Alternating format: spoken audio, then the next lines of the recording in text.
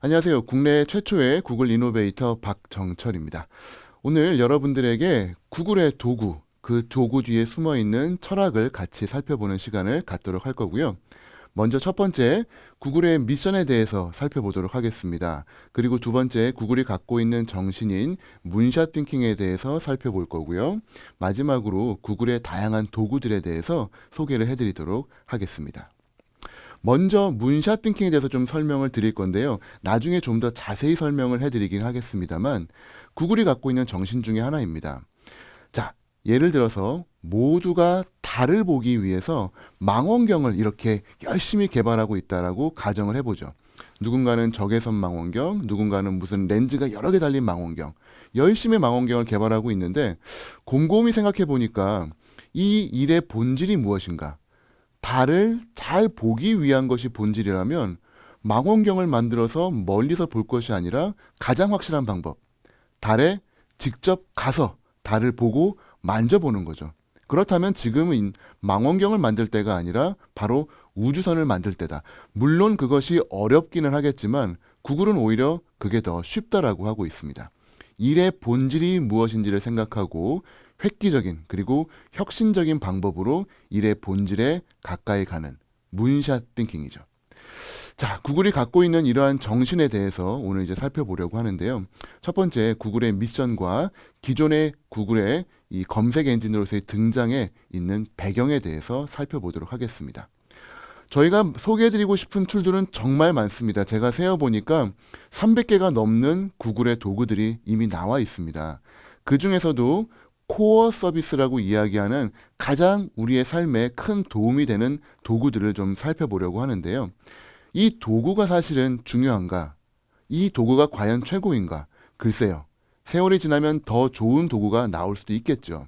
그래서 오늘 제가 여러분들에게 가장 강조하고 싶은 거는 이 도구를 만든 사람들의 철학입니다. 도대체 무슨 생각으로 이 도구를 만든 것일까요? 여러분들이 이미 잘 아시는 것처럼 구글의 개발자 2명은 스탠포드 대학교의 컴퓨터 공학과 대학원생 2명이었습니다. 이 2명의 젊은 청년이 1998년도에 의기투합을 해서 구글을 만들기 시작을 했죠. 여러분들 기억하시는 것처럼 그 당시만 해도 야후라고 하는 검색 사이트가 전 세계를 지배하고 있었습니다. 모르는 건 모두 야후한테 물어보면 다 나온다는 이야기가 있을 정도였죠. 하지만 검색 엔진이 점차 커지면 커질수록 사용자들이 검색하려고 하는 키워드와 정작 검색되어 나오는 결과는 조금씩 차이가 나기 시작을 했습니다. 검색 알고리즘의 문제였던 거죠. 이 답답한 부분을 이 세르게이 브린과 레리 페이지라고 하는 2명의 학생은 해결을 하고 싶었어요. 그래서 좀 야심찬 생각을 하게 됩니다. 바로 문샷 띵킹이었죠. 전 세계에 있는 모든 홈페이지를 다 다운을 받겠다. 그 홈페이지를 다 가진 다음에 페이지 하나하나마다 랭킹을 매기겠다. 그래서 그 당시에 그것을 페이지 랭크라는 이름으로 만들었었고요. 그 페이지 랭킹을 통해서 사용자들이 검색하는 정확한 정보를 순서대로 제시해 주겠다. 그 당시에 세르게이 브린과 레리 페이지가 직접 구입했던 중고 컴퓨터들이고요. 이제는 더 이상 이 PC에 보관하기가 어렵기 때문에 전 세계 수많은 서버에 데이터가 저장이 되어 있습니다.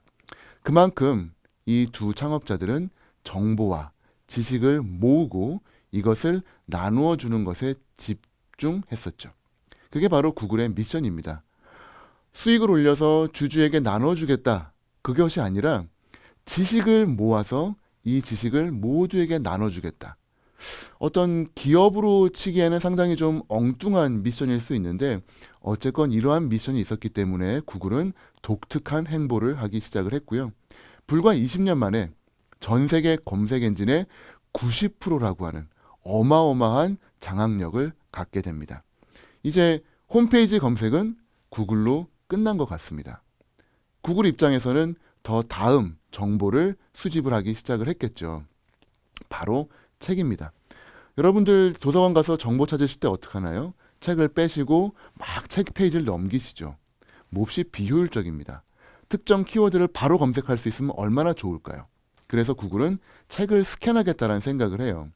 당시 미시간 대학교에 있는 대학 도서관에 있는 책을 검색을 스캔을 하려고 해보니까 약 1000년 정도 걸리겠다라는 수치가 나왔습니다.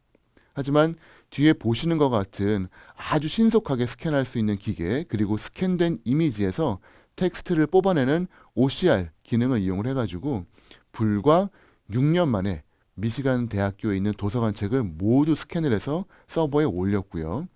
전 세계에 있는 약 1억 4천만 권 정도의 책, 그것을 모두 스캔해서 서버에 올리겠다라는 프로젝트를 시작을 했고, 이미 벌써 4천만 권 가까이가 스캔이 돼서 구글에 올라가 있다라고 합니다. 자, 이렇게 책이 스캔돼서 올라가게 되면 누가 가장 싫어할까요? 맞습니다. 출판사와 작가, 이 저작권을 갖고 있는 사람들이 가장 싫어하겠죠. 그래서 구글 입장에서는 스캔을 해놨는데 이 데이터를 낭비하기는 싫었던 거예요. 그래서 저작권을 피해갈 수 있는 아주 좋은 묘안을 내놓습니다. 책을 다 쪼갠 겁니다. 텍스트 단위로, 단어 단위로. 따라서 책을 읽을 수는 없지만 특정 책에서 어떤 단어가 몇 번 나오는지는 카운트할 수 있게 만들었어요. 바로 구글 북스의 엔그램 뷰어라고 하는 기능인데요. 이 사이트에 들어가셔서 여러분이 특정 키워드를 입력을 하시게 되면은 보시는 것처럼 1800년부터 2000년까지 약 2200년 동안에 이 나왔던 인류의 출판물을 구글이 스캔을 한 다음에 각 연도별로 얼마나 그 단어가 많이 나오는지를 그래프로 뿌려주는 서비스를 시작을 했습니다. 저는 일단은 달과 별에 대해서 한번 검색을 해봤어요. 보니까 예전에는 이렇게 달이 더 많이 등장을 했었습니다. 아름다운 달에 대한 노래도 있었고 시도 있었겠죠. 하지만 세월이 지나면서 달은 점점 줄어들다가 결국은 1960년도 중반에 별이 역전을 하게 됩니다. 도대체 무슨 일이 있었던 걸까요? 1960년도 중반에. 맞아요. 바로 사람이 달에 간 겁니다. 그리고 나니까 더 이상 달에 대해서 막 쓰기보다는 이제 새로운 별에 대한 이야기를 시작을 한 겁니다. 인류의 한 200년 동안의 생각의 흐름이 한눈에 보이죠. 자, 달이랑 별이랑 아무리 싸워봤자 소용없습니다. 태양과 비교해 보니까 압도적으로 태양이 더 많네요. 그렇죠? 자, 이 태양이 압도적으로 많으니까 우리에겐 태양이 제일 중요할 것 같아 보이지만 역시나 지구와 비교해 보니까 지구에 비하면 전부 다 아주 꼬꼬마들입니다. 이렇게 우리에게, 인류에게 지구란 소중한 존재라구나. 이런 것들을 그래프로 한눈에 볼 수 있는 재미있는 도구겠죠. 하나 재미있는 예로 인류에게 사랑과 그리고 돈, 어떤 트렌드를 보일까요? 옛날 1800년도에는 사랑이 많았습니다. 사랑에 대한 이야기가 참 많았는데 아쉽게도 1900년도 초반부터 이 돈에 대한 이야기가 많아지기 시작해요. 네, 아주 슬픈 현실이죠. 하지만 최근에 1990년도에 들어서부터는 역시 돈보다는 사랑이다라고 하면서 사랑이 역전했다라는 좋은 소식입니다.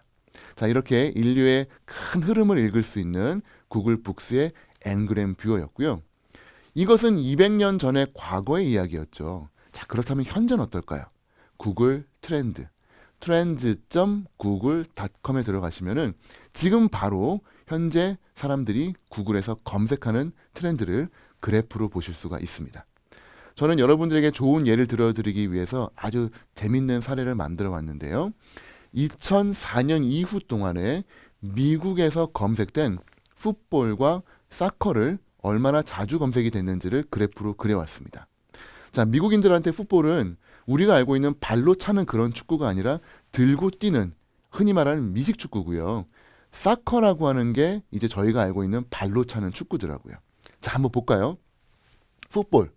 역시 미국인들한테 인기가 많습니다. 근데 재밌게도 꾸준히 인기가 있는 게 아니라 이렇게 피크를 쳐요. 왜 그런 걸까 하고 커서를 대보니까 요 피크 지점에서 매년 9월 절정을 이루는 걸 볼 수 있습니다. 도대체 매년 9월 무슨 일이 있는 걸까요? 맞습니다. 미식축구, 풋볼, 슈퍼볼 리그가 드디어 시작이 되는 거죠. 그때 사람들이 막 검색을 하는 거예요. 풋볼에 비해서 미국에서 축구의 인기는 그다진 것 같습니다. 빨간색 그래프 보시면 거의 흔적을 볼 수가 없죠. 근데 자세히 보시게 되면은 가끔씩 꿈틀합니다. 정확하게 4년 주기예요. 뭘까요? 맞습니다. 월드컵입니다. 전 세계에서 월드컵이 일어나니까 그때 가끔씩 꿈틀꿈틀하는 거예요. 자, 이런 식으로 사람들의 검색의 트렌드를 통해 가지고 멀리서 보면은 사람들이 생각하는 것들, 사람들이 궁금해하는 것들을 볼 수가 있죠. 이제 다음 정보로 넘어갔습니다. 이미 사실 뭐 전 세계 98%를 매핑을 했다라고 하는데요. 바로 지도 정보입니다. 이제 여러분들 해외 나가시게 되면 이렇게 지도를 종이 지도를 쫙 펴가지고 공부하시나요? 아니죠. 스마트폰 꺼내서 인터넷 연결하고 목적지 찍고 경로 검색하실 겁니다. 이제 지도 정보는 역시 구글이 정복했다라고 해도 과언이 아니죠. 기존의 지도 정보는 여러분이 아시는 것처럼 대부분 인공위성으로 찍은 것들입니다. 그렇기 때문에 위에서 찍었기 때문에 평면으로 나타나야 되지만 지금 보시는 거는 재밌게도 입체입니다. 3D고요. 제가 커서를 움직이는 거에 따라서 자세히 보실 수가 있어요. 마치 제가 프랑스 파리의 에펠탑 주변을 작은 비행기를 타고 둘러보는 것처럼 가까이 갔다 멀리 갔다 볼 수가 있죠. 자, 다른 데로 한번 가볼까요? 영국 런던에 있는 런던 아이로 가보겠습니다. 어떻게 찍은 걸까요? 인공위성은 위에서 찍는 평면 사진이지만 이 사진들은 구글이 직접 비행기를 띄웠어요. 그래서 가로축, 세로축으로 비행기를 날아가면서 수백만 장의 실제 사진을 찍었다고 합니다. 그리고 그 사진들을 입체 조형물 위에다가 스티칭, 꼬매가지고 붙여준 거예요. 그렇기 때문에 이 3차원 구조물들을 돌려가면서 볼 수가 있는 거죠. 바로 구글 얼스에 들어가 있는 기능이 되겠습니다. 구글 맵스는 또 어떻게 진화했을까요? 여러분들 예전에 지도 작게 축소해서 보면은 결국은 네모 모양의 전도로 만들어지는 거 기억하실 겁니다. 구글 맵스에서도 그게 가능해요. 스마트폰 버전에서는 안 되고요. 데스크탑 버전에 들어가신 다음에 지도를 줌 아웃을 계속 해주세요. 그럼 지도가 점점 작아지다가 네모가 돼야 될 것 같지만 최근에는 이제 드디어 지구본 모양으로 바뀌었습니다. 이렇게 손 안에 넣고 지구를 돌려볼 수 있게 됐죠. 더 재밌는 기능이 하나 숨어 있습니다. 왼쪽 아래에 있는 인공위성 지도를 클릭을 하시게 되면 숨어 있던 정보들이 나와요. 지구뿐만이 아니라 달, 수성, 화성, 토성에 있는 위성인 타이탄까지 이렇게 3차원 구형으로 매핑을 해놓은 겁니다. 달나라에 가보니까 크레이터마다 수많은 이름들이 붙어 있네요. 이제 공식적으로 여러분들은 달에 가도 길을 잃어버리지 않을 수 있게 됐습니다. 구글 맵스를 통해서 말이죠.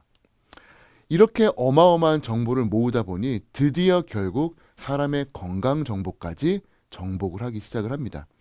구글의 자회사인 베릴리라고 하는 자회사는요, 사람의 건강에 관심이 많은 회사입니다. 이들이 표현하는 것처럼 우리들은 빌더입니다. 우리는 여러분들이 건강 정보를 연구할 수 있는 도구를 개발합니다. 라고 이야기를 해요. 자, 어떻게 한 걸까요?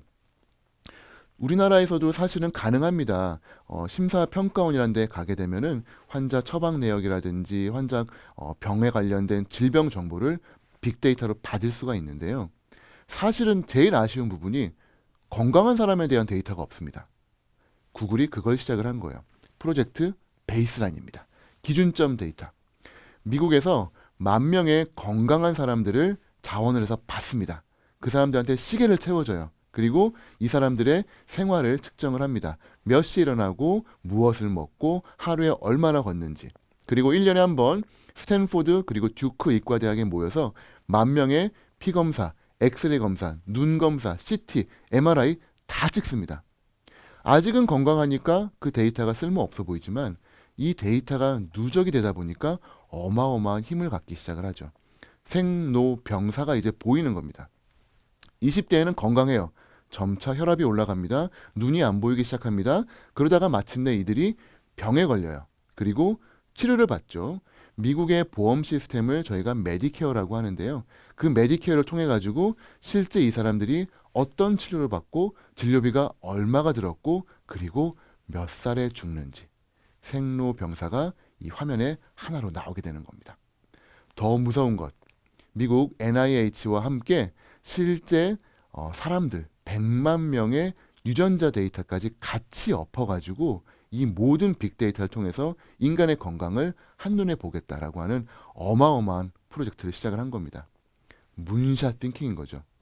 제가 농담처럼 이야기합니다만 이 베릴리라고 하는 자회사의 CEO, 치프 메디컬 오피서로 계신 분의 이름 자체가 얼마나 문샷 띵킹을 갖고 있는지 몰라요. 이름 보시면 아마 깜짝 놀랄 겁니다. 제시카 메가. 이 사이즈가 메가급인 거예요. 엄청나게 큰 꿈을 갖고 인류의 건강 정보를 모으고 있습니다. 바로 문샷 띵킹이에요. 달을 볼 거면은 망원경을 만들 것이 아니라 달로 직접 가는 우주선을 만들자. 이러한 달을 향해서 쏘는 무시무시한 띵킹. 이것들을 여러분의 삶과 여러분의 학교와 여러분의 회사에서 어떻게 적용할 것인가. 싱귤리티 대학에서는 이러한 가이드라인을 제공을 하고 있습니다. 첫 번째, 앰비셔스한 골을 가져라. 현실적인 골이 아니라 야심찬 골을 가져라. 그리고 계획을 따르기보다는 비전을 따라라. 리스크를 줄이려고 하기보다는 학습, 이를 통해서 배울 수 있는 것을 극대화해라. 표준화, 규격화하기보다는 개인화해라. 맞춤화해라.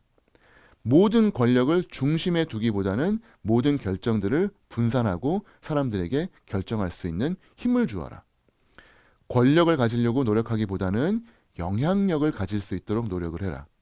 숫자를 만들려고 하기보다는 네트워크를 성장시키기 위해 노력해라.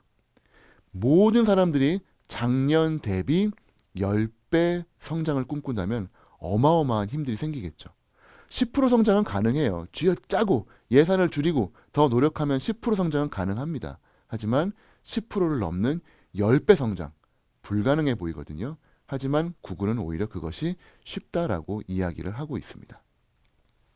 여러분들이 잘 아는 달나라로 가는 로켓들은 대개 대기권을 벗어나기 위해서 아주 많은 에너지를 소비해야 됩니다. 그렇기 때문에 대기권에 우주선을 올려놓고 그 연료 탱크는 분리를 시켜서 버렸죠. 예를 들면 미국까지 비행기를 타고 간 다음에 비행기를 버리는 셈이에요. 너무나 많은 비효율이 있어 왔습니다. 스페이스X라고 하는 이 우주선을 만드는 회사의 앨런 머스크라고 하는 CEO는 그 연료 탱크를 회수하면 아주 저렴하게 달까지 갈 수 있겠다라고 생각을 한 거예요. 그래서 놀랍게도 떨어지는 연료 탱크를 이렇게 세워서 받는 기술을 만들어서 현실화를 했습니다. 그 어느 누구도 생각하지 못했던, 가능할 것 같긴 하지만 어려울 것 같다라고 모두가 포기했던 것을 과감하게 현실로 이뤄낸 거죠. 바로 문샷 띵킹이 있었기 때문에 가능했던 것 같습니다. 자, 영화 마션이라고 하는 건데 혹시 보셨는지 모르겠습니다. 한 과학자가 화성에서 혼자 떨어져서 살아남아야 되는 그런 환경에 처했습니다. 수많은 문제들이 닥쳐 있지만 절대로 당황하거나 슬퍼하거나 포기하지 않고 한 번에 하나씩 하나씩 해결하기 시작을 하죠. 이 사람이 성공적으로 지구에 복귀해서 이런 조언을 줍니다. 문제가 많을 거예요. 여러분들 당황할 수 있습니다. 하지만 일단 시작하세요. 그리고 하나의 문제를 먼저 해결하세요. 그리고 그 다음 문제를 해결하세요. 그러다 보면 여러분은 살아서 돌아오게 될 거다라고 이야기를 합니다. 물론 가상의 스토리이긴 하지만 저희들한테 삶에 주는 아주 묵직한 메시지가 있는 것 같습니다. 여러분들, 지금 초등학생들, 현재 초등학생들 평생 몇 개의 직업을 가질 거라고 생각하시나요? 많아야 두세 개죠. 인생이 조금 꼬여서 한 두세 개, 좀 더 많으면 네다섯 개. 하지만 저희가 바라는 삶은 하나의 직장으로, 하나의 직업으로 평생 사는 거를 원하죠. 하지만 얼마 전 다보스 포럼에서는 이런 이야기가 나왔습니다. 현재 초등학생들 평생 6개에서 8개의 직업을 가져야 될 거라고 해요. 자기가 직업을 바꿔서? 아니에요. 열심히 일을 하고 있는데 어느 날 로봇이 들어옵니다. 열심히 일하고 있는데 어느 날 인공지능이 들어옵니다. 끊임없이 환경이 바뀌어요. 제도가 바뀌고요. 법규가 바뀝니다. 나라와 나라 사이에 분쟁이 생깁니다. 자연 환경에 문제가 생깁니다. 그러다 보니 우리의 삶은 끊임없는 변화와 도전으로 이루어질 거라는 거죠. 그렇기 때문에 앞으로 이러한 미래에서 살아남을 수 있는 유일한 방법은 러닝머신. 끊임없이 새로운 테마에 대해서 해결할 수 있는 방법을 배우는 러닝머신이 되어야 된다는 겁니다. 저희 어릴 적에 보았던 영화입니다. 여러분들 아시는 것처럼 007이라고 하는 영화가 있었어요. 영화 처음에 시작하면 어떡하죠? 자, 미션을 통해 가지고 나가려고 하는데 갑자기 박사님이 딱 잡습니다. 이봐, 내가 멋진 도구를 줄 거야. 이 도구는 레이저가 나와. 이 레이저는 톱이 나와. 그리고 저희는 영화 보는 내내 007이 그 도구를 써가지고 멋지게 문제를 해결하기를 기대하죠. 그리고 실제로 그걸 통해서 문제를 해결합니다. 저희들은 영화 참 잘 만들었다고 박수를 치죠. 하지만 곰곰이 생각을 해보세요. 박사가 만들어주는 그 도구, 대부분의 문제가 어떠한 문제가 생길지를 예상했기 때문에 줄 수 있는 도구들입니다. 지금 우리 아이들한테 그리고 여러분들한테 국영수 위주로 좋은 대학에 들어갈 수 있도록 열심히 공부해서 좋은 대학에 들어가고 좋은 성적을 받아서 유명한 대기업에 들어가면 평생 행복하게 살 수 있어요. 이러한 공식이 과연 성립할까요? 그렇지 않죠. 이제는 앞으로 미래 사회에서 어떤 도구와 어떤 스킬과 어떤 능력이 필요할지는 그 어느 누구도 신이 아닌 이상은 예측할 수가 없습니다. 정말 당장 내일 무슨 일이 일어날지 그 어느 누구도 모르기 때문이죠. 그렇다면 미리 도구를 준비한다는 것, 제 생각엔 약간 문제가 있을 수 있다고 봐요. 007과 정반대에 있는 히어로가 있습니다. 맥가이버라고 하는 사람이죠. 이 사람은 아주 많은 지식을 갖고 있습니다. 항상 문제에 들어가면 어떻게 되죠? 자, 문이 잠기고 수갑이 채워져요. 그러면 준비해온 도구는 아무것도 없습니다. 주머니에 들어있는 주머니칸 하나밖에 없죠. 그리고 모든 문제를 주변 환경을 둘러보고 해결합니다. 여기 있는 비누와 여기 있는 고구마를 합해서 전자레인지에 돌리면 폭탄이 되지. 지금 되는지 안 되는지는 알 수는 없습니다만 어쨌건 자신이 갖고 있는 화학적, 물리학적인 지식과 유일하게 갖고 있는 이 도구를 이용을 해가지고 그 어떤 문제도 멋지게 해결하는 모습을 보셨을 겁니다. 앞으로 미래 사회에서 요구되는 인재상은 바로 이러한 맥가이버와 같은 존재라고 이야기를 하죠. 왜냐하면 어떤 미션, 어떤 환경이 나타날지 모르기 때문입니다. 여러분들에게 저희가 전달해 드릴 내용들은 바로 이러한 주머니 칼과 같은 도구라고 생각하시면 되겠습니다. 이 도구가 과연 최선인지 최고인지 저희들은 잘 모르겠습니다. 하지만 이 도구를 여러분이 손에 들었을 때 어떤 식으로 활용할지 그리고 어떠한 방법으로 문제를 해결할지에 대한 여러분의 태도에 따라서 여러분의 성공과 생존이 달려 있을 거라고 생각을 합니다. 마셜 맥루언이라고 하는 미디어 학자가 이야기를 했죠. 사람은 도구를 만든다. 하지만 그 도구는 결국 다시 사람을 만든다라고 이야기를 합니다. 좋은 도구를 선택하시고 그 도구를 통해서 성공적인 여러분의 인생을 만들어 가실 수 있기를 응원하도록 하겠습니다. 경청해 주셔서 감사합니다.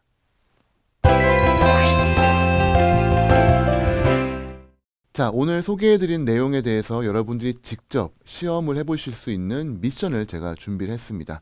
크게 세 가지인데요. 첫 번째, 구글 트렌드입니다. 현재 사람들이 검색하는, 구글 엔진에 검색하는 그러한 검색 키워드의 빈도수를 통해서 사람들의 생각과 궁금해하는 내용들을 찾아보는 거죠.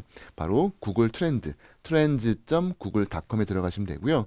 거기에 들어가시면 나라와 기간을 제한하실 수가 있습니다. 특정 키워드를 한번 검색을 해보시면은 아마 요령이 바로 생기실 거예요.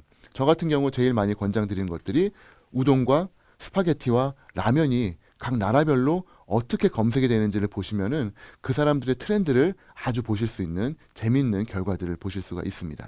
자, 구글 트렌드 후시고 난 다음에는 구글 북스를 좀 보셨으면 좋겠어요. 구글 북스에는 이미 저작권이 만기가 되어 있는 데이터가 무료로 올라가 있습니다. 그래서 약간 시간적으로는 오래되어 있는 책들이긴 하지만 그 책들을 직접 살펴보시고 읽어보실 수 있고요. 그 책 중에 OCR 텍스트로 스캔이 돼서 텍스트가 추출되어 있는 경우에는 아까 말씀드린 Ngram 뷰어라고 하는 검색 엔진을 통해서 1800년부터 2000년도까지 나와 있었던 그 책들의 단어의 출현 빈도를 그래프로 보실 수가 있습니다. 제 생각에는 가장 대표적인 반대 경향을 가지는 키워드를 검색하시면 좋을 것 같고요. 여러 개의 키워드를 같이 이 컴마를 통해 가지고 따옴표를 통해 가지고 분리해서 보실 수가 있기 때문에 전쟁과 평화, 사랑과 돈 이러한 대립적인 키워드를 넣어서 200년 동안 인류의 생각이 어떻게 바뀌었는지를 살펴보시면 좋을 것 같습니다. 마지막으로 제가 말씀드린 이 도구, 구글의 도구들은 모두 공유와 협력을 목표로 하고 있습니다. 그렇기 때문에 이것이 어떻게 구현되는지를 한번 보시면 좋을 것 같아서 제가 좀 재미있는 미션을 준비를 했는데요. 첫 번째, 주소창에 들어가셔서 아래에 있는 주소를 입력을 하시게 되면은 제가 구글 슬라이드라고 하는 이 어떤 발표를 위한 도구에다가 링크를 좀 만들어 두었습니다. 제가 드릴 여러분의 미션은 나만의 영어 공부법 이런 식의 주제로 여러분의 노하우를 여기 슬라이드에다가 한 장 정도 만들어 주시면 되는데요. 말씀드린 대로 공유와 협력의 도구이기 때문에 이 도구의 주인은 없습니다. 그렇기 때문에 이 모든 슬라이드들이 누구나 들어와서 글을 쓰고 수정을 하고 변경을 줄 수 있는 그러한 도구이기 때문에 집단 지성을 아주 잘 활용할 수 있는 그러한 도구가 되겠습니다. 이 주소 보시고 남이 만들어 놓은 거 지우지는 마시고요. 여러분만의 영어 공부 노하우, 뭐 그림을 넣으셔도 되고 영상을 넣으셔도 되고 글로 설명하셔도 되고 자, 이 집단 지성의 결과가 어떻게 나올지 한번 궁금하게 살펴보도록 하겠습니다. 요 세 가지 미션 통해 가지고 한번 도구에 정복해 보도록 하겠습니다. 감사합니다.